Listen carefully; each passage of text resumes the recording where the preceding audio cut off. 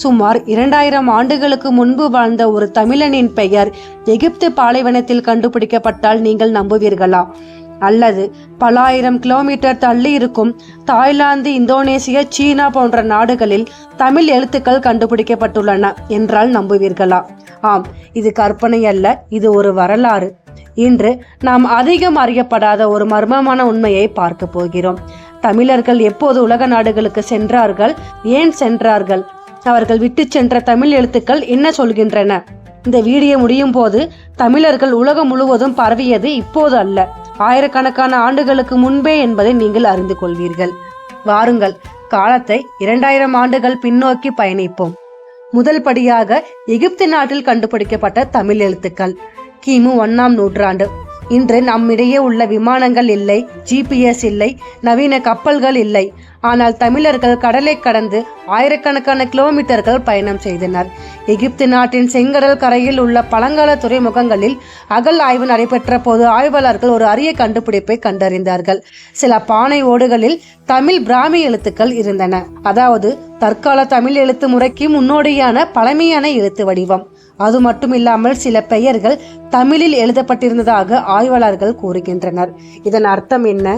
அந்த காலத்திலேயே தமிழர்கள் எகிப்து வரை சென்று வணிகம் செய்திருக்கிறார்கள். மிளகு, முத்து, யானை தந்தம், நறுமண பொருட்கள் போன்றவற்றை அவர்கள் ஏற்றுமதி செய்திருக்கலாம்.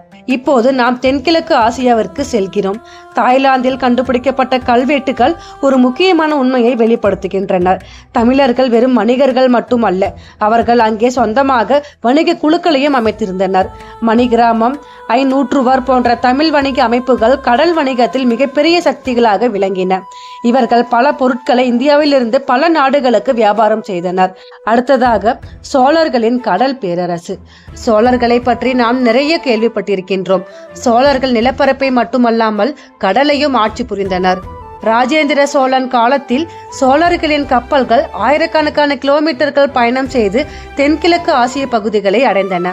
அதற்கு சான்றாக தமிழ் கல்வெட்டுக்கள் மற்றும் தமிழ் கலாச்சாரத்தின் தாக்கங்கள் இன்று வரை நாம் பார்க்கிறோம், கேள்விப்பட்டிருக்கிறோம். அது மட்டுமல்லாமல் பழங்கால சீன பதிவுகளில் தென்னிந்திய வணிகர்களை பற்றிய குறிப்புகள் உள்ளன. மேலும் தமிழகத்திலிருந்து சென்ற மசாலா பொருட்கள், துணிகள் மற்றும் முத்துக்கள் சீன சந்தைகளில் பெரும் மதிப்பை பெற்றன, பெரும் தாக்கத்தையும் ஏற்படுத்தின. இதனால் தமிழர்கள் உலகம் அளவிலான வணிகர்கள் மத்தியில் ஒரு சிறப்பான அங்கமாக இருந்தனர். தமிழர்கள் உலகம் முழுவதும் பரவியது நேற்று நடந்த விஷயம் அல்ல, அது ஆயிரக்கணக்கான ஆண்டுகளுக்கு முன்பே ஆரம்பமாகிவிட்டது. எகிப்தின் பாலைவனத்திலிருந்து தாய்லாந்தின் கல்வெட்டுகள் வரை தமிழர்கள் விட்டு சென்ற தடயங்கள் இன்னும் வரலாற்றின் மண்ணுக்குள் மறைந்து கிடக்கின்றன. ஒரு கேள்வி மட்டும் மீதமிருக்கிறது. நாம் அறிந்த தமிழர் வரலாறு முழுமையானதா அல்லது இன்னும் பல மறைக்கப்பட்ட உண்மைகள் வெளிவர வேண்டுமா? உங்கள் கருத்தை கமெண்டில் பதிவிடுங்கள். இதுவரை நீங்கள் கேள்விப்படாத தமிழர் வரலாற்றை தொடர்ந்து அறிய சேனலை சப்ஸ்கிரைப் செய்ய மறக்காதீர்கள். அடுத்த வீடியோவில் மீண்டும் சந்திப்போம்.